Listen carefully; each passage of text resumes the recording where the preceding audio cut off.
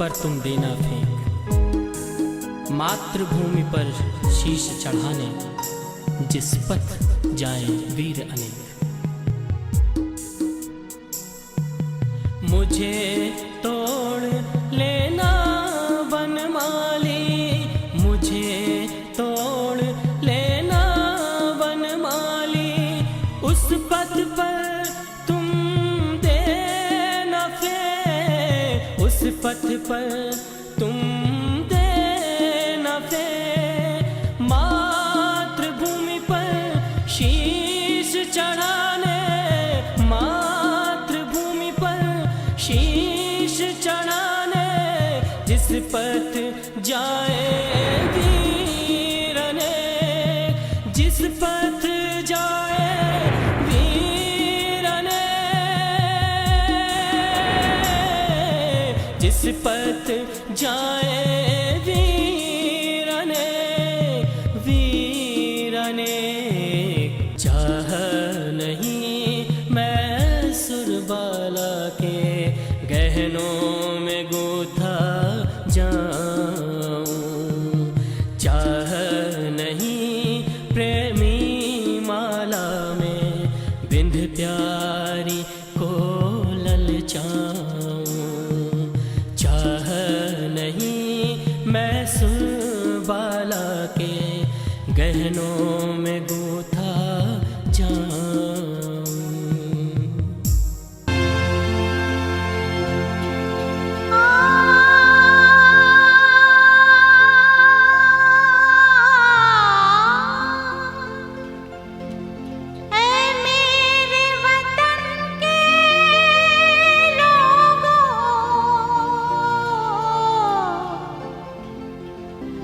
वीरों ने है प्राण गंवाए, कुछ याद उन्हें भी कर लो,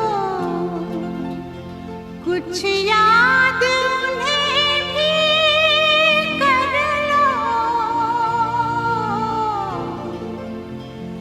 जो लौट के घर ना आए, जो लौट के घर ना आए।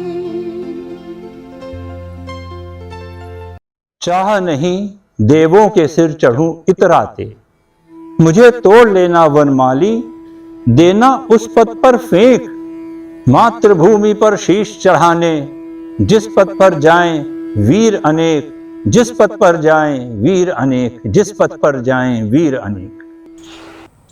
प्रिय आत्मन, आत्म अभिनंदन।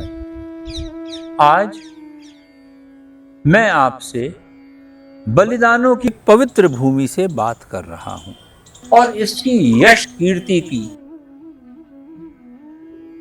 चर्चा करने आपके बीच में मैं अपने शीश पर लगाता हूं इस धरा की उस पवित्र रज को जो 200 बलिदानी पुरुषों के लहू से रंगी हुई है। यह धरती मानव रक्त से श्रृंगारित है, सुशोभित है, पूजित है।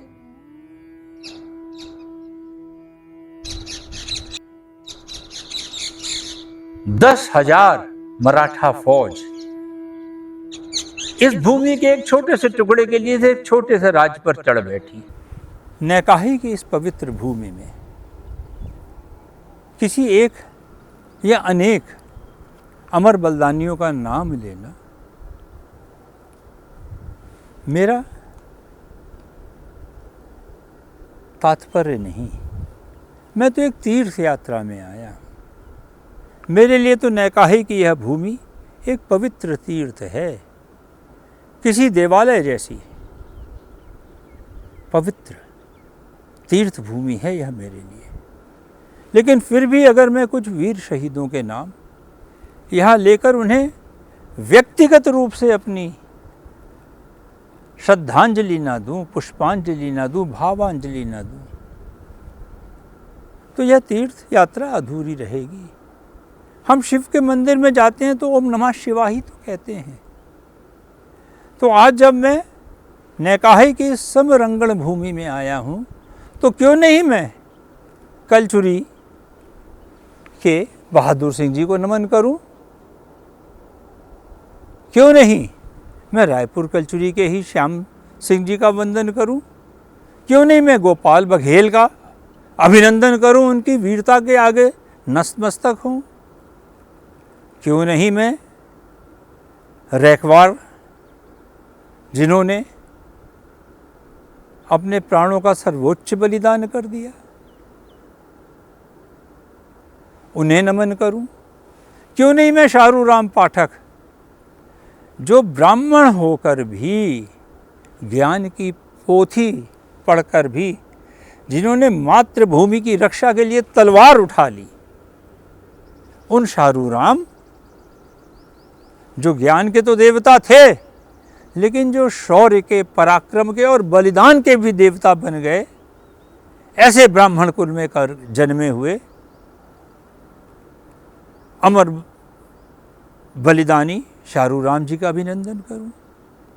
क्यों नहीं मैं फग्गा खां सहानी और उनके सगे छोटे भाई निहाल खां सहनी का वंदन करूं, अभिनंदन करूं, उनका इस्तकबाल करूं, उन्हें सलाम करूं, उन्हें प्रणाम करूं, उनका नमन करूं, जो हिंदू ना होते हुए भी, जो यवन होते हुए, जो मुस्लिम होते हुए भी अपने इस मादरे वतन की रक्षा के लिए अपनी जान कुर्बान कर बैठे।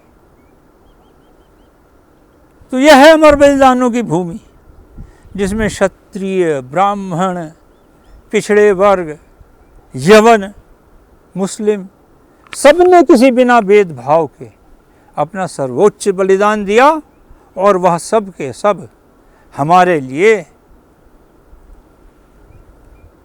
किसी आसमानी फरिश्ते के जैसे पूज्य हो गए, वंदनीय हो गए, आदरणीय हो गए, स्तुत्य हो गए।